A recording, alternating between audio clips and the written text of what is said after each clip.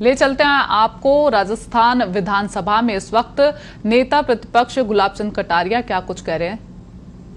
कोई चिंता की बात नहीं, जो डूबना है प्रदेश को तो डूबेगा। मतलब 10 वर्ष में चाहे मेरा सरकार रही हो चाहे आपकी रही हो, किसी मैं स्वयं शिक्षा मंत्री हूँ, अपराधी होऊंगा, कोई चिंता की बात नहीं। लेकिन आप कम से कम इन 10 सालों से इन जितनी कोचिंग संस्थाएं चल रही है, इनकी जितनी परीक्षाएं हुई है, उनके परीक्षा के रिजल्ट के साथ आप एक टीम लगा करके इनका पोस्टमार्टम करो, तब आपको समझ में आ जाएगा कि ये बीमारी कहाँ से चली है। ये बीमारी इन व्यवसायियों के थ्रू चली है। मैं और आप पेपर आउट करेंगे, पेपर लाऊंगा, 5 लाख दे दूंगा, 8 लाख दे दूंगा, मैं क्या 2 करोड़ 5 करोड़ 8 करोड़ दे सकता हूँ क्या भैया? ये सारे के सारे जो पैसे देने वाले बड़े बड़े दिग्गज लोग हैं, जो कोई 10 करोड़ में पेपर ले जाता है, कोई 3 करोड़ में ले जाता है, कोई 2 करोड़ में ले जाता है, फिर अपने कोचिंग संस्थान में रिजल्ट लाता है, उसके बाद बड़े बड़े पोस्टर बाहर लगाता है, मेरा 100% सिलेक्शन। ये है बीमारी की जड़। अगर मार करना चाहते हो तो यहाँ करो, तब तो जा कर के इसको कोई रोक सकोगे। बाकी से केवल मन को संतुष्ट करने का काम करो तो ये राजस्थान के उस गरीब बच्चे के साथ न्याय नहीं होगा, जो बड़ी मुश्किल से पढ़ता है, अपने घर में बूढ़े माँ बाप को भूखे मार के पढ़ता है और उसके बाद परीक्षा के लिए जाता है, रोता हुआ घर लौटता है। क्या दुख नहीं होता है? हम लोगों के मन में कोई रहम नहीं है कि आखिर उस बच्चे का क्या होगा जो अपनी बड़ी पीड़ा के साथ पढ़ रहा है। इन सारे पैसे वाले लोगों के पास में आपने सारी सरकारी नौकरियों को भेज दिया। मैं बहुत कड़वा सच बोल रहा हूं। आज जो पिछले 8 साल में नौकरी में लगे ना, उन सब का भी पोस्टमार्टम कराओ, आपको लगेगा आधा फर्जी मामला निकलेगा।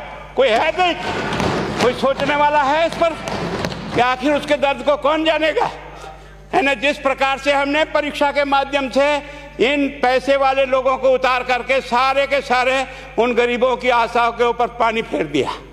रात और दिन पड़ता है, भूखा प्यासा पड़ता है, घर बेच करके पढ़ता है, खेत बेच करके पढ़ता है, लेकिन जब उसका सिलेक्शन नहीं होता तो जहर खा के मरता है। कोई इस पीड़ा को समझने के लिए तैयार नहीं है। और हम इस कानून को ला करके दुनिया को बताना चाह रहे हैं कि हमने इतना बड़ा कानून कर दिया, इस कानून से कुछ भी नहीं होगा। मैं आज आपको कह रहा हूँ, ये जो आपने नए प्रावधान जोड़े हैं, मैं सोचता हूँ कि मुझे कुछ बोलने की इच्छा नहीं, मुझे बहुत दुख है इस बात का। क्या होगा ये?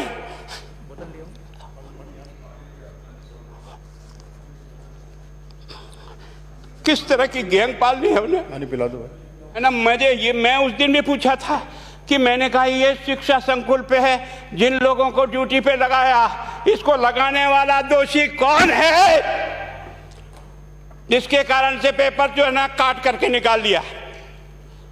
ये तो ठीक है, भाग्य हमारा अच्छा था कि सवाई माधोपुर की घटना फूट गई और एसओजी को उसमें हाथ में लग करके कुछ केस लग गया। अगर वो केस नहीं लगता तो आज आपकी सारी नौकरी पर इन सब बड़े बड़े दलालों के स्कूल में पढ़ने वाले बच्चे होते और मेरा गरीब का बच्चा अपना घर लौट के जाता। क्या दुर्भाग्य है। और इस कारण से केवल इसके लिए खुश मत हो जाओ कि हमने कानून बहुत सख्त बना दिया इसलिए अपराधी रुक जाएगा। नहीं, सिस्टम को बदलना होगा, ये परीक्षा का सिस्टम चेंज करना होगा। मैं सोचता हूँ कि क्या हम इतने अक्लमंद बैठे हैं, क्या इस व्यवस्था को चेंज नहीं कर सकते? क्या एक ही पेपर हर राजस्थान में 20 लाख बच्चों को दिया जाए? क्या इसका कोई ऑल्टरनेट नहीं हो सकता? इसका ऑल्टरनेट सोचना चाहिए कि हम परीक्षा को टुकड़े टुकड़ों में कैसे कर सकते हैं। जिले के अनुसार पेपर नहीं, एक नहीं हम 25 पेपर बना सकते हैं। कौन से सेंटर पर कौन सा पेपर जाएगा कोई तय नहीं करेगा कौन सा जाएगा, और हम जो इच्छा होगी उस सेंटर पे वो पेपर भेजेंगे। और ये जितने भी प्राइवेट कॉलेजों में आपने सेंटर बना रखे उनको बंद करो, इनको तुरंत बंद करिए एक ऑर्डर से। जितने भी सरकारी विद्यालय है और सरकारी नौकर ही एग्जामिनर बनेगा और एग्जामिनेशन करेगा, तब तो आप इसको बचा पाओगे। ताकि आप और मैं कितने भी कानून बदल कर दें, आपका वो जांच करेगा, आपका वो अधिकारी आएगा। आपने कहा भाई सेशन जज के नीचे नियुक्ति नहीं होगी, इसके अलग से कोर्ट होगा, बहुत अच्छी बात है। प्रोविजन जो आपने डाले हैं वो स्वागत योग्य है, स्वागत करता हूँ, पर इन प्रोविजन को लागू तो आप और मैं ही करूँगा, कौन करेगा? जब हम ही ठीक नहीं है तो इन प्रोविजन क्या रोएंगे अंदर बैठे बैठे है? जब तक हमारा दिल और दिमाग ठीक नहीं होगा ना, इस बीमारी का इलाज नहीं होगा। हमने शिक्षा के मंदिर को भ्रष्टाचार की भट्टी में जलाकर खाक कर दिया।